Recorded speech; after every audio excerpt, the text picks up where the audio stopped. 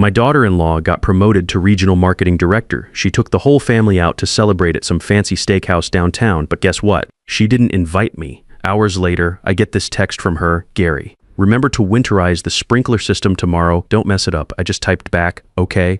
Then I quietly packed my tools and left. When they came stumbling home that night, drunk and happy, what they found inside left them speechless. I'm Gary Mitchell, 58 years old, and let me tell you how this whole mess started. So there I was, sitting in my garage at 9:45 p.m., staring at a bowl of instant chili I didn't even want. The place smelled like WD-40 and motor oil. You know how it is when you've been working with your hands all day. I'd spent hours fixing their garbage disposal, replacing some loose outlet covers, cleaning those gutters that never seemed to stay clean. My fingernails still had grease under them. My phone buzzes on the workbench. For a second, I'm thinking maybe it's my son Tyler, saying they saved me a seat at whatever fancy place they went to celebrate. But no, it's Madison, my daughter-in-law. Gary, remember to winterize the sprinkler system tomorrow. Don't mess it up. I read that message 3 times, just sat there looking at it. You know that feeling when something hits you wrong? That's what happened.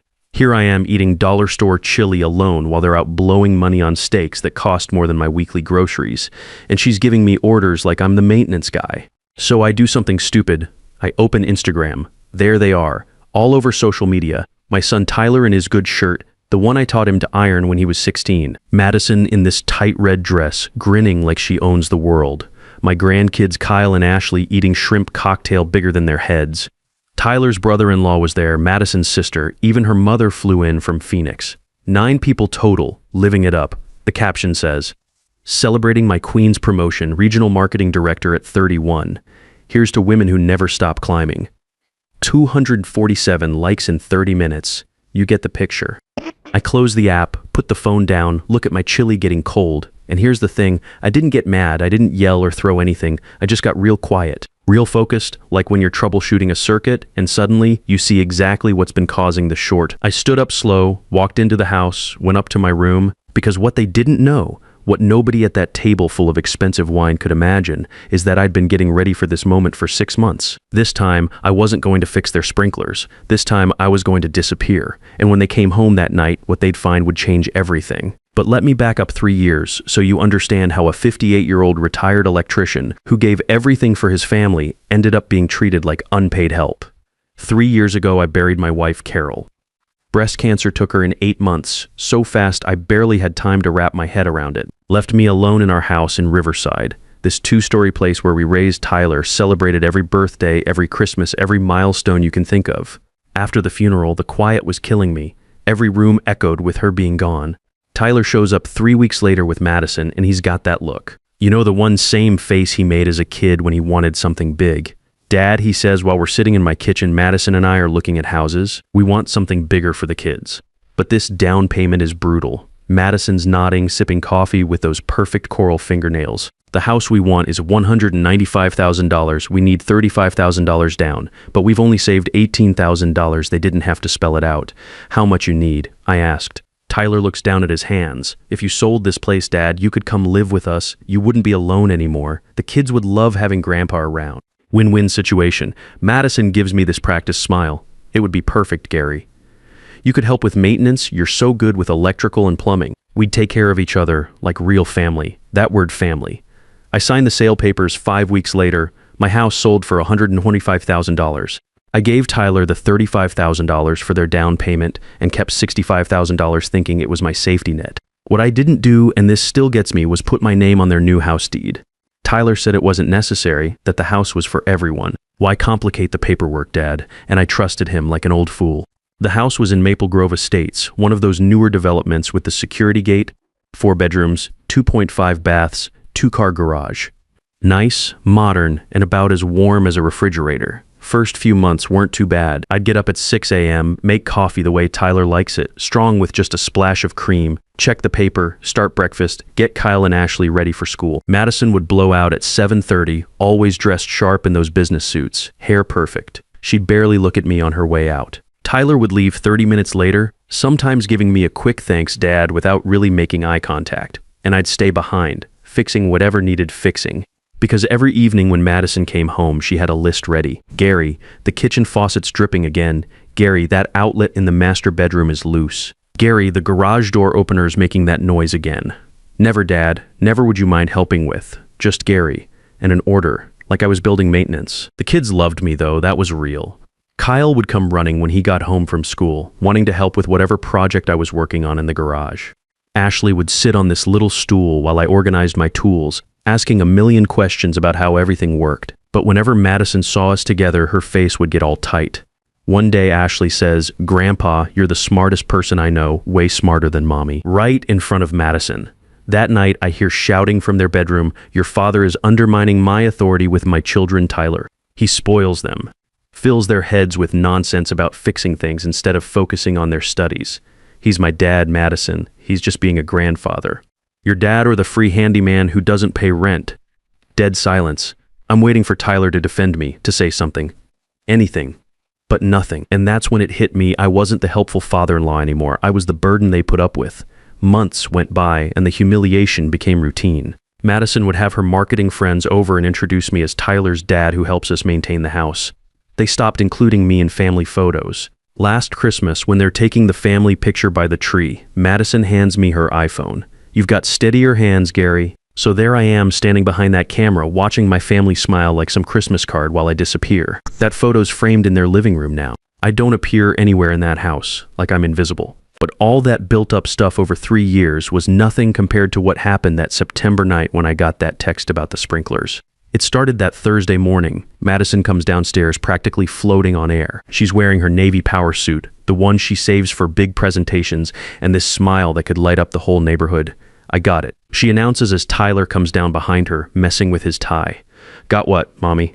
Ashley asks from the breakfast table, syrup all over her chin. "I got promoted, sweetie. Mommy is now regional marketing director, youngest in the company's history." Tyler picks her up, spins her around. "I knew you'd get it. That position was made for you. I'm at the stove making scrambled eggs." "Congratulations, Madison," I say, and I mean it. Whatever problems we got, I don't wish the woman failure. She barely glances at me, "Thanks, Gary." Then right back to Tyler's arms. "We gotta celebrate big," Tyler says. "Like my wife deserves." Riverside Steakhouse, Madison suggests, her eyes lighting up. "The one downtown with the city view. Money's no object tonight." Kyle raises his hand like he's in school. "Do I get to come?" "Of course, buddy. The whole family." My heart skips. The whole family, that includes me, right? I flip the eggs, wipe my hands on the dish towel. "What time should I be ready?" I ask casual like. Madison looks at me like she forgot I was there. Ready for what? The family celebration dinner. Awkward silence. Tyler clears his throat. Madison gives him one of those married couple looks where they talk without words. "Oh no," Gary Madison says with this smile that never reaches her eyes. "It's intimate family only. My mom's flying in from Phoenix. My sister's coming." Direct bloodline. You know, those words hit me like touching a live wire. "I understand," I say, turning back to the stove even though the eggs are done. Besides, Madison keeps going, buttering her toast. Someone needs to stay with the house, right? Can't leave it empty. And you know that sprinkler system needs winterizing before the first freeze. "I'm sure you'll find something good to cook for yourself." Tyler says nothing. My son, the boy I taught to change a tire, to wire a ceiling fan, to be a man, just stares at his plate like those eggs are the most fascinating things he's ever seen. They all leave at 11 a.m. Madison changes outfits twice. The kids are excited in their Sunday clothes. Tyler gives me this quick pat on the shoulder, so automatic he doesn't even make eye contact. "Don't wait up, Dad. We'll probably be late," and they're gone. House falls dead quiet, except for the hum of the fridge and the tick of that kitchen clock. I walk through the living room with its leather furniture I helped pick out, through the dining room where I installed that chandelier myself, through the kitchen where I replaced every outlet and switch plate. Everything perfect, everything maintained, and me completely invisible. I make myself a bowl of instant chili and sit at the kitchen counter, not the dining room table. Help doesn't eat in the dining room, right? 7 p.m. rolls around, and I make the mistake of checking Instagram. Madison's been posting all evening. Photo 1, Madison looking amazing in her red dress, holding champagne. Thanks everyone for the love and support. Photo 2, my grandkids with these massive plates of lobster and steak. Kyle giving thumbs up. Photo 3, the whole table, 9 people celebrating, laughing, toasting. I count them. Tyler Madison, Kyle, Ashley, Madison's mother, her sister, her brother-in-law, and 2 other people I don't recognize. Then 9 people living it up while I eat 99-cent chili in a kitchen I rewired myself. Comments rolling in. You deserve it, Queen. Amazing family goals. Nobody asks where Grandpa is. Nobody notices someone's missing because I've been invisible for years. I close Instagram, wash my bowl, wipe down the counter. That's when my phone buzzes. Madison's text, Gary, remember to winterize the sprinkler system tomorrow. Don't mess it up. I stare at those words and something inside me just dies. But at the same time, something else wakes up. I walk out to the garage, look at that sprinkler control panel I installed myself. All those zones, all that automation I spent weeks getting perfect. Don't mess it up. I close the garage door, take a deep breath and type back. Okay, 2 letters. That's it. But in those 2 letters was a decision that'd been building for months. So I go to my room, dig around behind these old electrical manuals in my closet. Wrapped in a plastic shopping bag is my documentation folder. Everything's in there. Every receipt, every work log, every proof of payment from the past 3 years. I flip through those pages like I'm reading my life story in receipts. August 2021. Down payment on house, $35,000 September 2021. New HVAC system because theirs was shot $4,800 October 2021. Deck construction materials and my labor, $3,200 November 2021. Basement finishing so the kids could have a play area, $14,500. The list goes on and on. New water heater when theirs leaked all over the garage floor, $900. Electrical panel upgrade because the old one was a fire hazard, $1,800. Garage door and opener, $800 kitchen appliance package because Madison wanted everything to match, $2,400. Then there's the monthly stuff. See, Tyler could only afford $450 per month on his warehouse supervisor salary, but the actual mortgage payment was $980. Guess who's been paying that extra $530 every single month for 36 months? That's right, me, from my $1,200 electrician's pension. I do the math on the back page. Down payment and improvements, $52,000. Monthly mortgage contributions, $530 times $36 months equals $1,980. Tools, materials, odds and ends, $4,500 total invested. $75,580, $75,580. Most of what I got from selling the house Carol and I built together over 25 years, invested in a place where they treat me like the help. But here's the kicker, the real prize at the bottom of that folder. The original property deed, yellowed but official. I pull it out with shaking hands. Clear as day, it says. Property located at 1247 Oakwood Drive, Maple Grove Estates. Owner, Gerald Mitchell. My name. Only my name. When we bought the house, the real estate lawyer suggested putting it in my name first since I was providing the full down payment. You can always transfer it later, Mr. Mitchell, but this protects your investment up front. Tyler agreed. Makes sense, Dad. We'll handle the paperwork later. But later never came. He'd mention it here and there the first few months. We should get to that deed transfer, Dad, but there was always something more urgent. Basketball practice for Kyle, dance lessons for Ashley Madison's work projects. Eventually he stopped asking, and I never reminded him. Call it instinct, call it luck, but some part of me held onto that deed like a life preserver. I put everything back in the folder, but I don't pack it yet. First, I take out my phone and call a number I saved months ago. Hello, sharp professional voice. Stephanie, it's your Uncle Gary. Uncle Gary, what a surprise. How are you? Stephanie Woods is my late brother's daughter. Family lawyer went through a nasty divorce that made her tough as nails in court. Smart as a whip, too. I need your help, kiddo. It's urgent. Can you meet me tomorrow morning? Of course. Uncle Gary, you sound different. Is everything okay? I'm about to be okay. For the first time in 3 years, I'm about to be just fine. But I need legal advice about my house. Your house? I thought you lived with Tyler and Madison. Exactly. That's why I'm calling. I explain everything in 20 minutes. The investment, the deed, the treatment, that text about sprinklers. When I finish, Stephanie lets out this low whistle. Uncle Gary, are you telling me that house is entirely in your name and they don't know it? That's right. And you have documentation of every dollar you've put in, every receipt, every bank transfer, every work order. My office, 8 a.m. sharp. Bring everything. Next call goes to Trevor Barnes, the notary who handled Carol's estate and the house purchase. Mr. Mitchell, it's late. Everything all right. Trevor, I need to review some property documents tomorrow about asserting my ownership rights. Are Tyler and Madison giving you problems? You could say that. My office, 10 a.m. and Gary, I warned you about that deed transfer back then. Sometimes it pays to listen to your lawyer. Last call is the hardest. Nicole Carter, my neighbor from the old house, widowed 2 years before me. Good woman, Gary. Why are you calling so late? Nicole, is that spare bedroom still available for rent? Silence.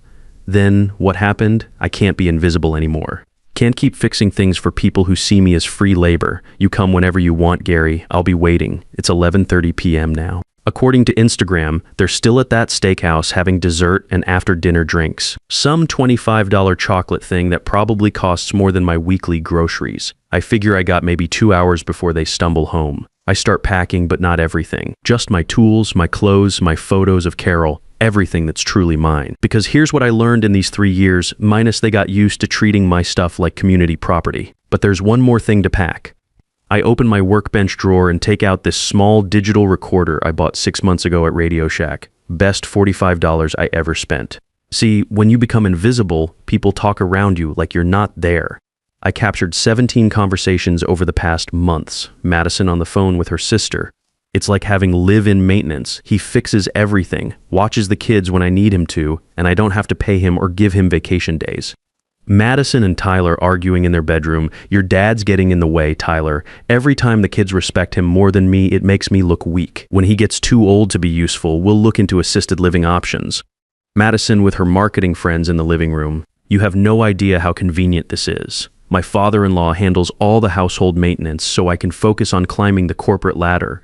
That's how I got this promotion, 0 domestic distractions. 17 recordings where they talked about me like a useful appliance that would eventually need replacing. I copy everything to a USB drive and email backups to myself. Then I load my truck with my tools and personal stuff. 1 duffel bag of clothes, my toolbox, my photos, and that deed folder. 1:15 a.m. and I'm ready. I leave a note on Tyler's nightstand. Son, for 3 years I've lived in this house as unpaid maintenance staff. I fixed, cleaned, maintained, and swallowed orders without complaint. Tonight, while you celebrated and texted me commands about sprinklers, I made a decision. I won't be the ghost of this family anymore. Check the deed. We'll discuss this with lawyers present.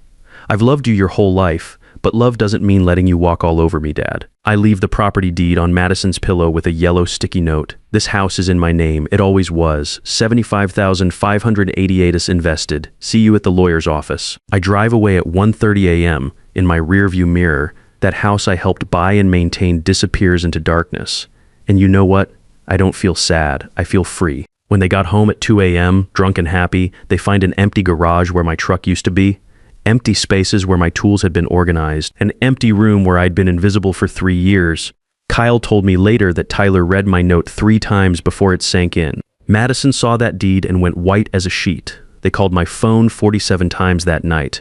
I'd already blocked their numbers. Next morning, Stephanie and I built our legal strategy. By noon, Tyler gets a formal notice. Gerald Mitchell, legal owner of 1247 Oakwood Drive, requires the presence of Tyler Mitchell and Madison Foster Mitchell at the office of Notary Trevor Barnes to resolve matters of property and occupancy.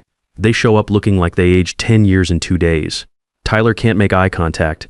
Madison looks like someone yanked the rug out from under her executive confidence. Dad, Tyler starts, we can work this out. Your family. Family, I say, is built on respect, son, not blood and obligation. Stephanie lays out the options real clear. Immediate eviction. They got 30 days to vacate. Full buyout for $75,580 within 90 days. Or a 60-40 split with Tyler keeping 40% ownership and me retaining 60%. They could pay me $650 per month for my share, or I could rent my portion to tenants of my choosing. You want us to live with strangers? Madison asks, finally finding her voice. I want you to understand what it feels like to share your space with people you didn't choose, I tell her. I want you to learn about saying please and thank you instead of giving orders. Tyler chooses the split. Smart move. They couldn't come up with $75 grand if their lives depended on it.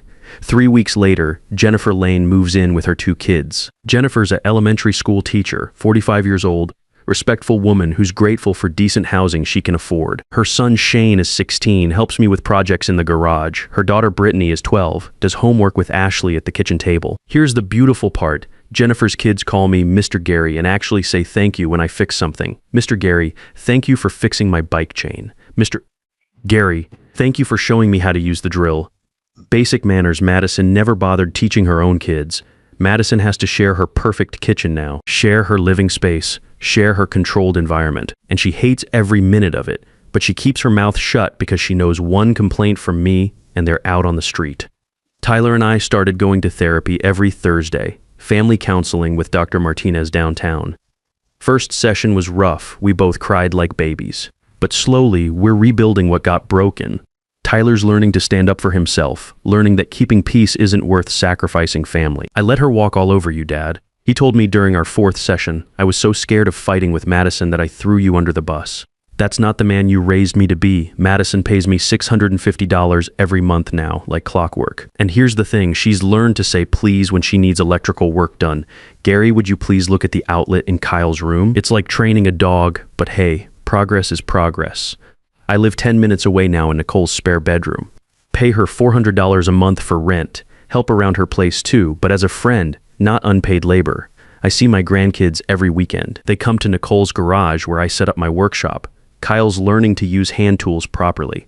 Ashley's building a birdhouse for her mom. You should see their faces when they're working with their hands, learning how things actually work instead of just pushing buttons all day. That's something Madison's corporate world can't teach them. The other day, Kyle asks me, Grandpa, why did you leave? Sometimes, buddy, I tell him while we're sanding that birdhouse, when people stop treating you with respect, you have to remind them that you matter. I didn't leave because I stopped loving you. I left because I love myself too. Smart kid, that Kyle, he nods like he gets it. Madison's different now too. Still proud, still ambitious, but she's learned some humility. Last month, she actually asked my advice about the water pressure in the upstairs bathroom. Asked, not demanded, and when I fixed it, she said thank you. Actually looked me in the eye when she said it. Jennifer told me Madison broke down crying one night, talking about how she grew up poor, and when she finally got successful, she became exactly what she used to hate, the employers who treated her mother badly when she cleaned houses. I was so scared the kids would love you more than me, Madison admitted to Tyler during one of their arguments I accidentally overheard. So I treated you like competition instead of family. Tyler's getting stronger too. Just last week he told Madison, that's my father you're talking about. He deserves respect in this house. First time in 3 years I heard him defend me. That text about winterizing sprinklers was the best thing that ever happened to me. It woke me up to something I should have known all along. Respect isn't automatic because you're family. It's earned through boundaries and consequences. People ask me if I regret it, if I feel bad about what I put them through. Here's my answer. Love without respect isn't love, it's habit, and bad habits need breaking. Sometimes the most loving thing you can do is refuse to be taken for granted anymore. Sometimes you gotta disappear to be seen. These days, when I walk into that house for Sunday dinner, Madison stands up and says, "Hi Gary, thanks for coming." The kids hug me like they missed me. Tyler looks me in the eye when we talk. I'm not invisible anymore, and I'm never going back to being a ghost in my own life. The hardest lesson I learned at 58 years old is this. When you let people treat you like you're disposable, you start believing you are. But the moment you stand up and say enough, you remember what you're actually worth. They say blood is thicker than water, but respect is thicker than blood. Without respect, family is just people who happen to share your last name, and that's not enough to build a life on. Dad, perfect events. Diane's busy. Maybe call next week. That was the text.